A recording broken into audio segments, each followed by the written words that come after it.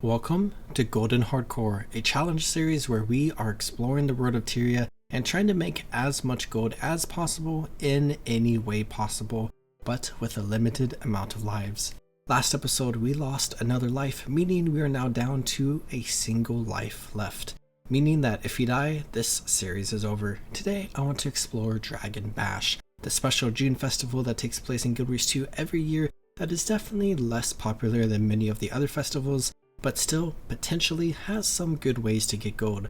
So I want to go through each aspect of the festival one by one and deep dive into the gold making opportunities present within, hopefully without dying. So let's get started. First, let's just get some basic random stuff out of the way. Things that aren't really going to be big money makers, but are still part of the festival and are important to mention just for the sake of mentioning them.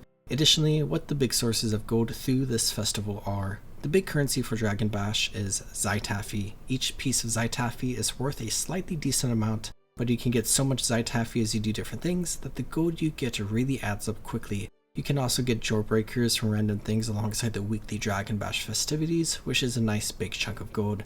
You can turn Zytaffy into Jawbreakers, but at a loss, so it's not super recommended. You also get a bunch of dragon coffers through various activities that you can open or sell for a quick bit of gold. Just like with Zytaffy, but to a lesser degree, though with a higher price, you can get a ton of dragon coffers, so these add up pretty quickly. Now you can decide to open these, but current drop rate research has determined that these are worth a bit less than half the price of just selling them on the trading post straight up. So typically you want to sell them on the trading post without opening them, but if you like to gamble and get a bunch of loot, you can open them and still earn some gold. Finally, there are also Dragon Bash prize coffers that you get from the worldwide Dragon Basher, which requires you to participate in the Hologram Stampede event or defeat any champion in Tyria. You can also get 3 of these a day, and you can sell them on the trading post for bonus gold. You can also open these, but they're really only worthwhile if you want to collect special skins. Now, as for random activities, there are a bunch of dragon pinatas that you can find, especially around Hobrak, that you can break to get Zytaffy. You can only break a certain amount per day, and pinatas within a single map can easily be reset by switching to a different instance. There are also firework launchers that don't give you anything directly, but can be a part of daily and annual achievements that will give you some stuff. Speaking of which, you can complete daily and annual achievements to get some rewards as well, with the biggest rewards being skins that you can unlock just for your account, but bits of Zytaffy and coffers as well. You can also bet Zytaffy on the Moa Racing, which will generally be a loss because it is basically just gambling for fun.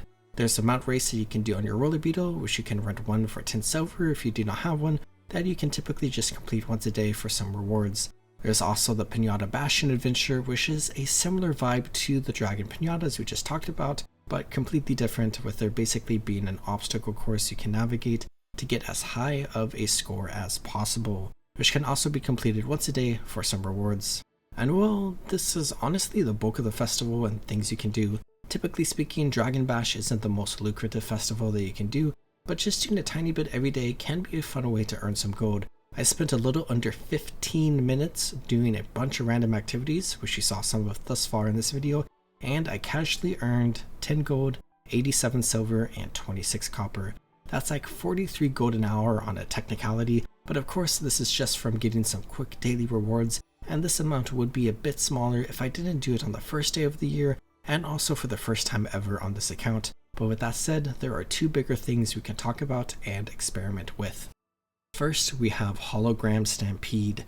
Every 15 minutes, rotating through various maps in the Shiver Peak Mountains, a Hologram Stampede event will begin. Essentially, 30 waves of enemies will spawn at random areas in the map that you can rush to, defeat, complete events, and just get a ton of rewards. This is a great way to complete a bunch of events if you're ever needing to, and it's also a great way to get holographic dragon minion kills alongside veteran kills. As I said, you can get a ton of rewards this way, but you get a bonus from your first 10 completions each day, which technically takes 2.5 hours to do. But as you can probably see, there is a big issue with this event for people who are specifically wanting to focus on an activity to get some gold. This happens once every 15 minutes and only lasts around 3 minutes, give or take depending on various factors like how fast people clear everything. So there's going to be a lot of downtime in between each run that will either need to be filled by a completely different activity or just spent waiting around. Though let's go ahead and do a run through of the Hologram Stampede and see just how much gold we can get. In total, it took me 3 minutes to complete, and I got 113 Zytaffy, 9 dragon coffers, and 1 bonus Dragon Bash prize coffer, with everything sold coming out to a total of 2 gold, 83 silver, and 20 copper, which is technically around 56 gold and 64 silver per hour, but remember that this was only 3 minutes spent of the 15-minute window. Moving on, we have one final activity, and I saved the most promising for last. We have the Dragon Arena. Essentially, this is a small piece of instance content where you group up with random people and will fight waves of holographic minions of one of the Elder Dragons before fighting a boss related to that Elder Dragon, before progressing to the next Elder Dragon's waves and boss until you go through them all. You basically kill a ton of enemies and a ton of bosses and complete a bunch of events with a group of random or organized people in a small area in a small time frame. And most importantly, you can do this over and over and over again should you wish. Largely, this is a decently fun piece of content and is maybe what a lot of people who are very dedicated to Dragon Bash will spend a lot of time doing during Dragon Bash. So let's go ahead and give it a whirl. Since I am on a golden hardcore character, I do need to be a bit careful in here because we are fighting a bunch of different enemies and could potentially die. Fortunately, it is pretty easy content and we will be surrounded by allies, which raises our odds. I did one complete run through of the Dragon Arena with a random group of people start to finish. It took just under 13 minutes and the results may surprise you because they surprised me. They were bad. I thought this was a better farm than it actually is. I got 100 Zytaffy, all of which were from a special daily achievement, the 2 other Dragon Bash prize coffers for my dailies, and then 16 dragon coffers, a few of which are from annual and one-time achievements, meaning you don't really make all that much gold from this. I did progress a bunch of weeklies and complete a special Wizard's Vault objective, which is fantastic. All of this sold specifically for 4 gold, 13 silver, and 41 copper, which is about 19 gold and 8 silver an hour, with the recognition that I would be getting less with future run-throughs. So I guess I accidentally went in reverse order of what is probably most worthwhile to do during Dragon Bash for a gold making perspective. Of course, every piece of content is more fun or less fun for each person depending on what you like, so you may get more worth out of content beyond just the amount of gold you can make. But if you're specifically looking at Dragon Bash to get gold, just quickly hopping into Hologram for 15 minutes to grab Zytaffy, complete the daily, and complete the 2 adventures is actually the most worthwhile thing that you can do.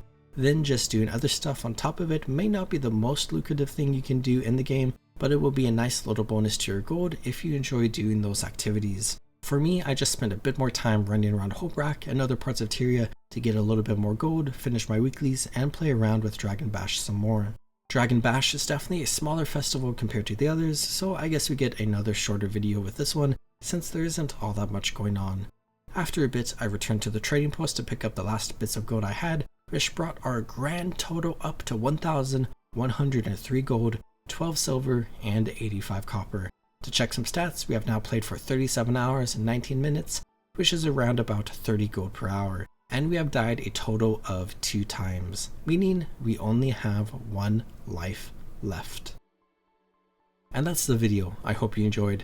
Another shorter one like the last one, but unlike the last one, we didn't die at all. Hopefully that trend continues so that we can continue raising the total amount of gold that this character has earned. It is really cool to have officially crossed the 1,000 gold mark. I hope you all are taking great care of yourselves. Have a good one, everyone.